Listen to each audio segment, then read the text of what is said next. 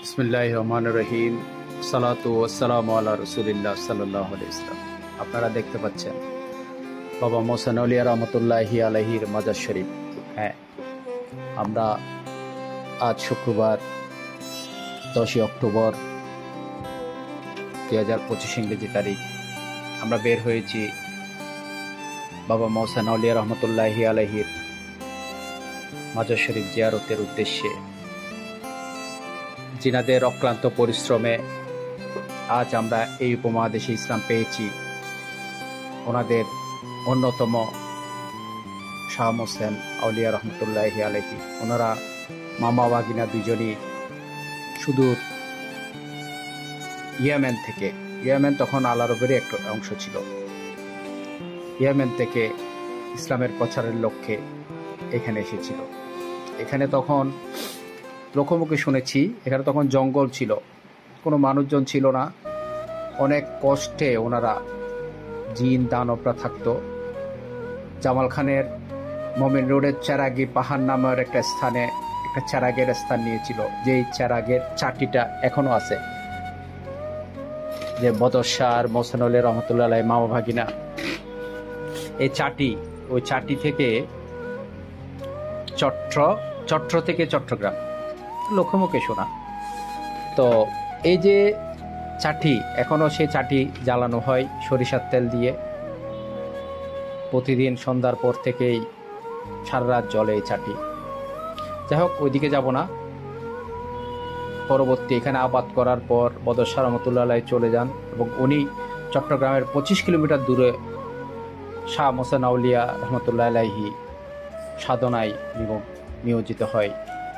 সে স্থানটি হলো আনোয়ারা উপজেলার দোয়াং পাহাড় ঘেরা বটতলী ইউনিয়নের ওস্তমহাট এলাকায় ওই স্থানটি। আল্লাহ তাআলার মনোনীত দিন ইসলামের প্রচার প্রসারে আল্লাহ পাক তার প্রিয় প্রাণাদিক নবী সাল্লাল্লাহু আলাইহি নির্দেশে আজকে এখানে এসে ইসলামের ছায়াতলে, সত্যের ছায়াতলে, ন্যায়ের ছায়াতলে, মানবতার ছায়াতলে আমাদেরকে এনেছেন। ওনার দরবারে যেতে পারা এটা সৌভাগ্যের ব্যাপার। তাই আমরা যাত্রা শুরু করেছি আল্লাহ রসুলের নাম মুবারক নিয়ে, যে ওনার দরবারে উদ্দেশ্যে।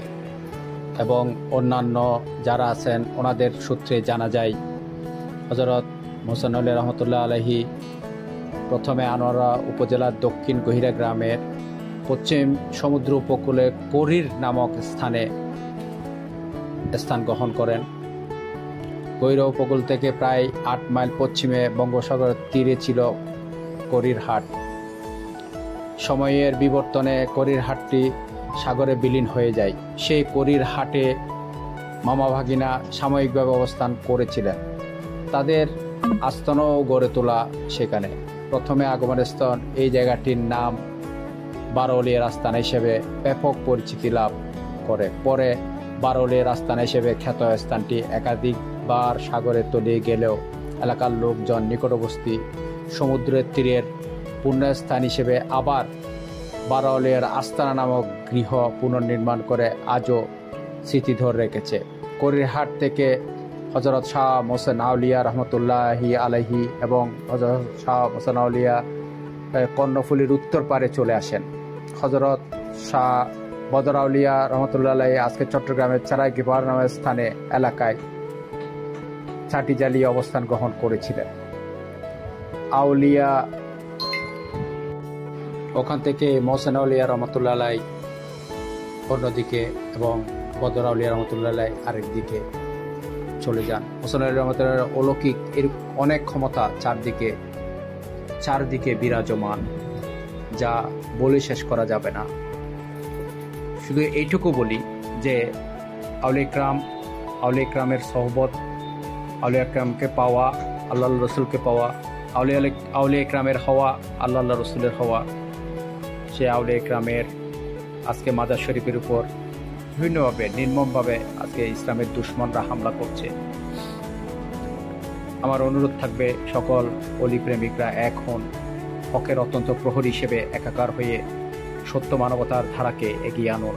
না হলে আমরা যদি নিজেদের পথে এক হতে না পারি, তাহলে এভাবে সৌদি ওয়াহাবি গোত্রবাদীরা আমাদের প্রাণকেন্দ্র, আমাদের মকবুল সাহাবা ইকরামের রওজা শরীফ, আহলে রসুলের রওজা শরীফ ভেঙে দিয়েছে। আজকে সেই ইহুদির দাস সৌদি ওয়াহাবি গোত্রবাদীদের দালালরা এখানে আমাদের দরবারগুলোর উপর হামলার জন্য পরিকল্পনা করছে।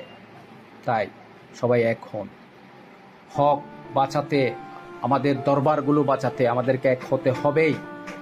আর সকলকে এক হওয়ার বিশ্বব্যাপী একমাত্র প্ল্যাটফর্ম বিশ্ব সুন্নি আন্দোলন, আল্লামা ইমাম হায়াত প্রবর্তিত বিশ্ব সুন্নি আন্দোলন, আর কিছু নয়। আমরা যদি একাকার হইতে পারি অবশ্যই হক দাঁড়াবে, দুনিয়া আলোকিত হবে। ওনাদের মিশন, ওনাদের সেই পথ পুনরুদ্ধারের একমাত্র মিশন বিশ্ব সুন্নি আন্দোলন, আর কোনো মিশন নেই এখন।